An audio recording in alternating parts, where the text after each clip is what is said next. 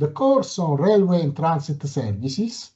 aims to provide students with the knowledge and basic methodological tools necessary to analyze, design, and manage railway and transit services. Indeed, the student will analyze in depth